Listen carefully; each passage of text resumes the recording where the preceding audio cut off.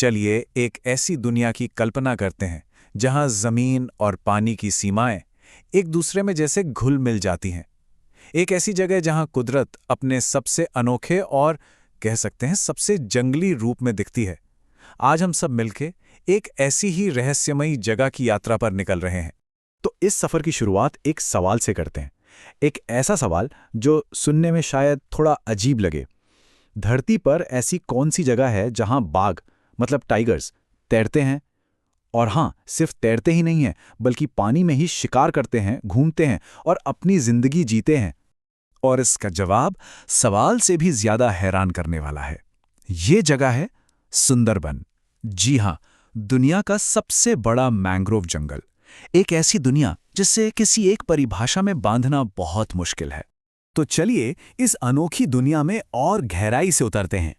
सुंदरबन ये सिर्फ एक जंगल नहीं है, असल में ये पानी का एक बहुत बड़ा साम्राज्य है।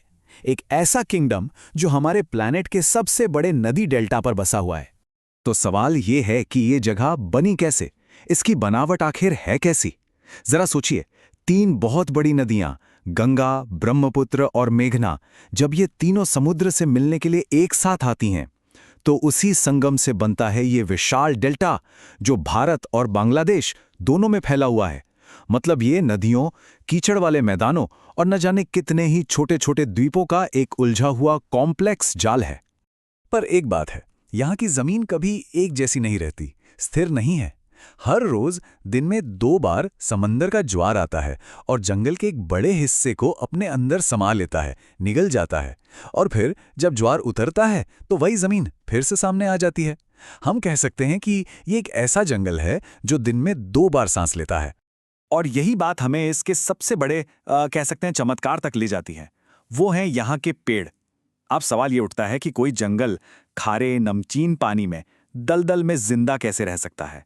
ऐसी जगह जहां ज्यादातर पेड़ पौधे तो कब के मुरझा जाएं। तो इसका राज छिपा है एक खास अडैप्टेशन में। इसे कहते हैं न्यूमैटोफोर्स। ये क्या है? ये दरअसल खास तरह की जड़ें हैं जो पानी और कीचड़ से बाहर की तरफ निकल आती हैं और सीधे हवा से ऑक्सीजन लेती हैं, बिल्कुल एक स्नॉर्कल की तरह। है ना कमाल? तो ये पेड़ जिंदा रहने के लिए करते क्या हैं? इनके पास कह लीजिए 3 कमाल की तरकीबें हैं। पहली, स्टिल्ट रूट्स। ये जड़ें उन्हें उस नरम दलदली मिट्टी में भी मजबूती से टिकाई लगती हैं। दूसरी, सांस लेने वाली जड़ें यानी न्यूमेटोफोर्स, जिनकी बात हमने अभी की। और तीसरी, और ये सबसे गजब है, ये पेड़ अपनी जड़ों से ही नमक को फिल्टर कर सकते हैं, उसे छान सकते हैं। तभी तो ये खारे पानी में भी आराम से पनपते हैं। सच में ये नेचर की इंजीनियरिंग का एक शानदार नमूना है। अच्छा, इस जंगल के नाम के पीछे भी एक दिलचस्प कहानी है। माना यह जाता है कि सुंदरबन नाम यहां बहुत ज्यादा पाए जाने वाले सुंदरी पेड़ों की वजह से पड़ा है, तो मतलब हुआ सुंदर जंगल। लेकिन सुंदरबन की कहानी सिर्फ पेड़ों और पानी पे खत्म नहीं होती। ये तो एक पूरा साम्राज्य है, एक ऐसा किंगडम जो हैरान कर देने वाले वन्य जीवों से भरा है। और हां, इस साम्राज्य का एक राजा भी है। जी हां, बिल्कुल सही पहचाना। ये घर है मशहूर रॉयल बंगाल टाइगर का। सोचिए, पूरी दुनिया में ये अकेला ऐसा मैंग्रोव जंगल है जहां बाघ रहते हैं, और यही बात इसे सच में सबसे अलग, सबसे यूनिक बनाती है। और यहीं पर हमें हमारे सबसे पहले सवाल का जवाब मिलता है। यहाँ के टाइगर्स बाकी बाघों जैसे नहीं हैं, वे कमाल के तैराक बन चुके हैं। वो एक द्वीप से दूसरे द्वीप तक तैर कर जाते हैं, बड़ी बड़ी नदियों को पार करते हैं और इसी पानी भरी दुनिया में अपना शिकार करते हैं। कह सकते हैं कि वे इस अनोखे माहौल के असली किंग हैं। लेकिन राजा अकेला थोड़ी है, उसका दरबार भी तो है जो एक से बढ़कर एक अद्भुत जीवों से भरा है। यहां विशाल खारे पानी के मगरमच्छ मिलेंगे जो पानी के असली बादशाह हैं। फिर चित्तीदार हिरण हैं जो बाघों का मुख्य शिकार हैं। इतना ही नहीं, नदी डॉल्फिन और बड़ी मुश्किल से नजर आने वाली फिशिंग कैट भी यहीं रहती हैं। मतलब ये एक पूरा पूरा फलता फूलता इकोसिस्टम है। पर इस जंगली दुनिया में जहां बाघ तैरते हैं और जंगल सांस लेता है, वहां इंसान भी बसते हैं और उनका जीवन पूरी तरह से इसी जंगल और ज्वार भाटे की लय के साथ बंधा हुआ है। और इनकी संख्या कोई छोटी मोटी नहीं है। लाखों लोग, जी हां, लाखों लोग अपनी रोजी रोटी और जिंदगी के लिए सीधे सीधे सुंदरबन पर ही निर्भर हैं। तो ये जंगल सिर्फ एक कुदरती अजूबा नहीं है, बल्कि ये एक लाइफलाइन है, एक जीवन रेखा। तो कैसी होती है इनकी जिंदगी? वो इन भूल भुलैया जैसे जलमार्गों में मछलियां पकड़ते हैं। वे दुनिया के सबसे बेहतरीन शहद को जमा करने के लिए घने जंगलों के अंदर तक जाते हैं और लकड़ी और जंगल से मिलने वाली दूसरी चीजों पर उनकी जिंदगी टिकी होती है। और इस मुश्किलों भरी जिंदगी में प्रकृति का सम्मान करना सिर्फ एक अच्छी बात नहीं, बल्कि एक गहरी आस्था का हिस्सा है। यहाँ के स्थानीय लोग बोन बीबी यानी वन की देवी की पूजा करते हैं।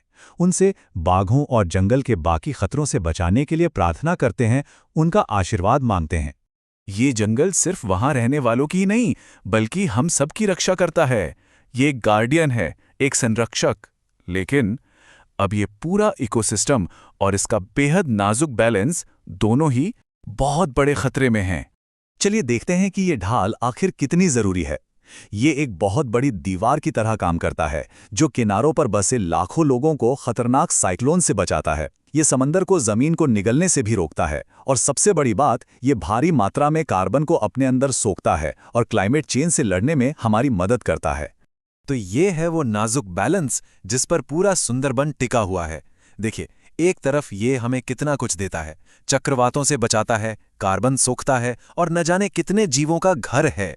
लेकिन दूसरी तरफ इसे खतरा भी हमारे ही कामों से है, जैसे कि बढ़ता हुआ समंदर का लेवल, लगातार कटते हुए जंगल और हर तरफ फैलता हुआ प्रदूषण। तो अब हम सबसे जरूरी सवाल पर आते हैं। ये जंगल जो बाघों का, इंसानों का और कह सकते हैं कि पूरे प्लैनेट का रक्षक है, क्या हम इस संरक्षक की रक्षा कर सकते हैं? इसका भविष्य उसी नाजुक संतुलन पर टिका है, जिसे बनाए रखने की जिम्मेदारी हम सबकी है।